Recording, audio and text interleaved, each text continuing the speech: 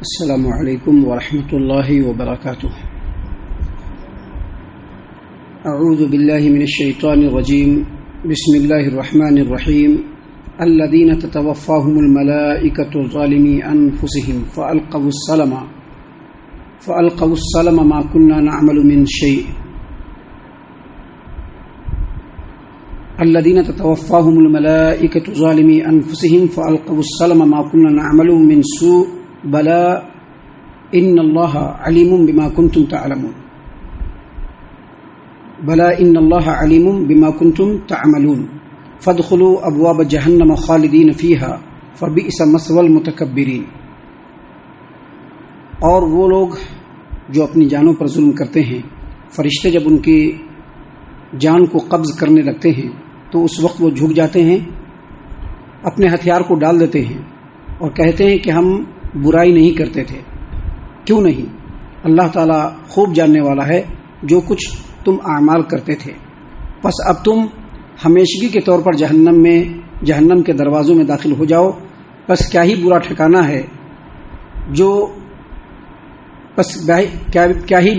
ہے جو تکبر کرنے والوں کا ہے۔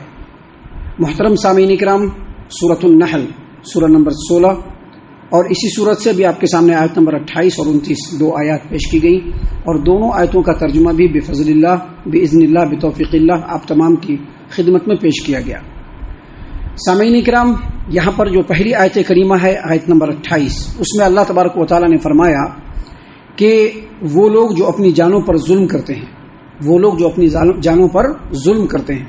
کرتے ہیں مطلب ایسے لوگ جو اس دنیا میں اللہ تبارک و تعالیٰ کے بتائے ہوئے قرآن کریم کے اندر اور نبی کے فرمان کے اندر، اللہ کے کلام کے اندر اور نبی کے بتائے ہوئے طریقے کے اندر جو باتیں ہیں، جو توحید کا رستہ ہے، جو زندگی گزارنے کا طریقہ ہے، جو اللہ کو راضی کرنے کا طریقہ ہے، اس کو چھوڑ کر کے کفر و شرک کی راہ اختیار کرتے ہیں، دنیا پرستی کی راہ اختیار کرتے ہیں، منافقت کی راہ اختیار کرتے ہیں۔ ایسے تمام لوگ اپنی جانوں پر ظلم کرنے والے ہیں۔ اپنی جانوں پر ظلم کرنے والے وہ تمام لوگ ہیں جو اللہ تبارک و تعالیٰ کے حکم کو چھوڑ کر کے اپنے منمانے حکم پر چلتے ہیں، من چاہے حکم پر چلتے ہیں، یا لوگوں کے بتائے ہوئے طریقے پر چلتے ہیں۔ اللہ تبارک و تعالیٰ نے یہاں پر جو کہا کہ وہ لوگ جو اپنی جانوں پر ظلم کرتے ہیں، اس سے مراد مشرک ہیں، منافق ہیں، کفر کرنے والے ہیں، دنیا پرست لوگ ہیں۔ ایسے لوگوں کے موت کے وقت کے حالات کو اللہ تبارک و تعالیٰ بیان فرما رہا ہے۔ اللہ تبارک و تعالیٰ فرما رہے ہیں کہ وہ لوگ جو اپنی جانوں پر ظلم کرتے ہیں، مشرک اور کافر، فرشتے جب ان کے جان کو قبض کرنے لگتے ہیں تو وہ اپنے ہتھیار کو ڈال دیتے ہیں، جھک جاتے ہیں۔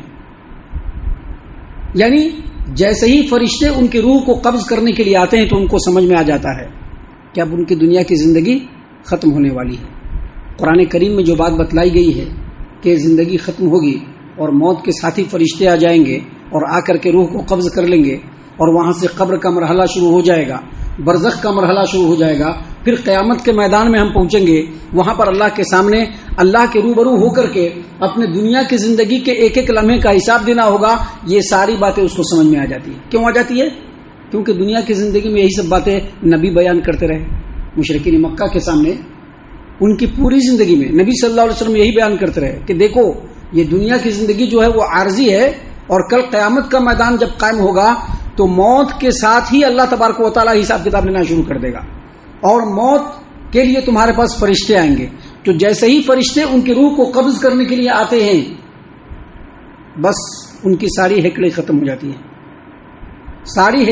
جاتی ہیں، جھک جاتے ہیں، صلح پر آمادہ ہو جاتے ہیں، عاجزی اور انکساری والے جملے کہنے لگتے ہیں، اور سمع و طاعت والا معاملہ کرنے لگتے ہیں۔ اور اللہ نے یہاں پر فرمایا کہ وہ لوگ کہتے ہیں ما کننا نعمل من سوء، ہم لوگ دنیا میں کوئی برائی والا کام انجام نہیں دیتے ہیں۔ دنیا میں جو ہم لوگ زندگی گزارے کوئی برائی والا کام انجام نہیں دے دیتے، حالانکہ پوری دنیا کی زندگی ان کی برائیوں والے کام میں ہی گزری، اللہ اور اس کے رسول کے مخالفت میں ہی گزری، منمانے زندگی گزارنے میں ہی گزری۔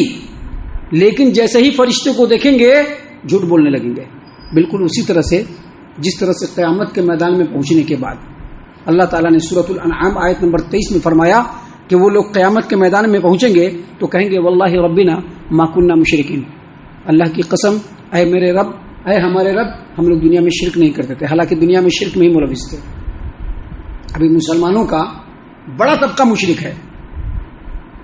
جو مشرک جن مشرکوں کا ذکر قرآن کریم میں ہے وہ مشرک ہیں، وہ ایمان لانے کے بعد بھی وہ مشرک ہیں. وہ مسلمانوں کا بڑا طبقہ، حالانکہ دنیا میں انہوں نے شرک میں ہی پوری زندگی گزاری، لیکن قیامت کے میدان میں جب رب کے سامنے پہنچیں گے تو اللہ نے قرآن کریم سورۃ الانعام آیت نمبر 23 میں کہا کہ وہ لوگ قسم کھا کر کے کہیں گے واللہ ربنا ما کننا مشرکین، اللہ کی قسم اے ہمارے رب ہم لوگ شرک نہیں کرتے تھے.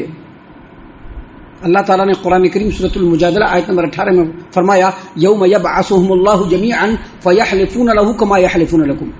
یہ جو دنیا پرست لوگ ہیں، یہ مشرک لوگ ہیں، یہ جو کافر لوگ ہیں، یہ منافق لوگ ہیں، جیسے دنیا میں تمہارے سامنے قسمیں کھاتے تھے، جب قیامت کے میدان میں اللہ تبارک و تعالیٰ ان کو اٹھا کر کے اپنے پاس جمع کرے گا، اپنے سامنے کھڑا کرے گا، تو جیسے دنیا میں تمہارے سامنے قسمیں کھاتے تھے کہ اللہ کی قسم ہم بالکل سچے پکے مسلمان ہیں، ویسے اللہ کے سامنے بھی وہ قسم کھانا شروع کر دیں گے. اللہ تبارک و تعالیٰ نے فرمایا کہ الذین تتوفاہم الملائکۃ ظالمی انفسہم فالقوا السلم ما كنا نعمل من سوء. جو لوگ دنیا میں اپنی جانوں پر ظلم کرتے تھے، فرشتے جب ان کی روح کو نکالنے کے لیے آئیں گے تو وہ فرشتوں کے سامنے جھوٹ بولنا شروع کر دیں گے اور کہیں گے کہ ہم دنیا کے زندگی میں کوئی برائی والا کام نہیں کرتے تھے، نبی کی مخالفت والا کوئی کام نہیں کرتے تھے، منمانی زندگی کو نہیں گزارتے تھے، جیسا اللہ نے حکم دیا تھا ویسا ہی زندگی گزارتے تھے. فرشتے کہیں گے بلا، فرشتے کہیں گے بلا، جواب میں کہیں گے بلا، کیوں نہیں، پوری زندگی تو برائی میں ہی گزری ہے. ابھی جھوٹ بول رہے ہو، پوری زندگی تو برائی میں ہی گزری ہے، ہمیشہ برائی ہی میں ہی زندگی گزارتے چلے گئے. اور آگے اللہ فرماتے ہیں کہ فرشتے کہیں گے ان اللہ علیم بما کنتم تعملون. جو کچھ تم دنیا میں کرتے رہے تمہارے تمام کرتوتوں سے اللہ تبارک و تعالیٰ خوب خبر رکھتا ہے کہ تم کیسا عمل کرتے تھے، کس طرح سے عمل کرتے تھے، کس نیت سے عمل کرتے تھے. جب اتنی باتیں ہو جائیں گی اور ان کے روح کو قبض کر لیں گے فرشتے، تو فرشتے کہیں گے فادخلوا ابواب جہنم خالدین فیہا فبئس مثوى المتکبرین. فرشتے کہیں گے کہ اب ہمیشہ کے لیے تم جہنم کے دروازوں سے داخل ہو جاؤ، اور بہت ہی برا ٹھکانہ ہے تکبر کرنے والوں کا یہ جہنم. فرشتے کہیں گے پس اب تم ہمیشہ کے لیے جہنم کے دروازوں میں داخل ہو جاؤ، پس کیا ہی برا ٹھکانہ ہے یہ جہنم تکبر کرنے والوں کے لیے. مطلب کیا ہے؟ ہم نے اس سے پہلے بتلایا تھا کہ قیامت جب قائم ہوگی نیک انسان کے مرتے ہی قیامت قائم ہو جاتی ہے اور برے انسان کے بھی مرتے ہی قیامت قائم ہو جاتی ہے. اسی وقت سے ان کا حساب کتاب شروع ہو جاتا ہے، اسی وقت سے ان کو عذاب کا مزہ چکھنے کا جو ہے اللہ تبارک و تعالیٰ آغاز فرما دیتا ہے. اسی وقت سے ان کی زندگی اگر وہ نیکوکار ہے تو کشادہ لگنے لگتی ہے، اور اگر وہ بدکار ہے تو تنگ لگنے لگتی ہے. جیسے ہی اس کے روح کو قبض کریں گے فرشتے، کہیں گے کہ اب ہمیشہ کے لیے جہنم میں داخل ہو جاؤ. حافظ ابن کثیر رحمۃ اللہ علیہ اس آیت کریمہ کی تفسیر میں بیان کرتے ہیں کہ بدکار آدمی، برا آدمی، ظالم آدمی، کافر آدمی، منافق آدمی، مشرک آدمی، دنیا پرست آدمی جیسے ہی اس دنیا سے جاتا ہے، جیسے ہی اس کو موت سے ہمکنار کرتے ہیں فرشتے، جیسے ہی اس کی روح کو قبض کرتے ہیں اسی وقت روح کو جہنم کے اندر داخل کر دیا جاتا ہے.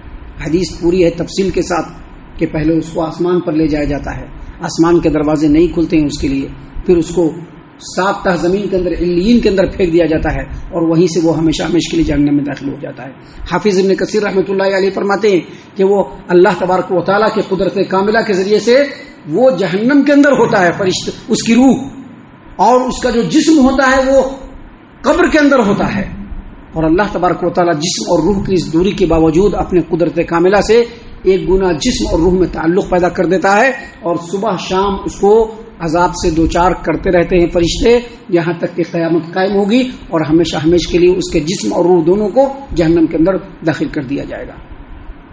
تو اسی لیے فرشتے کہتے ہیں بدکار لوگوں سے، مشرک لوگوں سے، ظالم لوگوں سے، منافق لوگوں سے جیسے ہی ان کے روح کو قبض کرتے ہیں، پس اب تم ہمیشگی کے طور پر جہنم کے دروازوں سے داخل ہو جاؤ، پس کیا ہی برا ٹھکانہ ہے غرور کرنے والوں کا.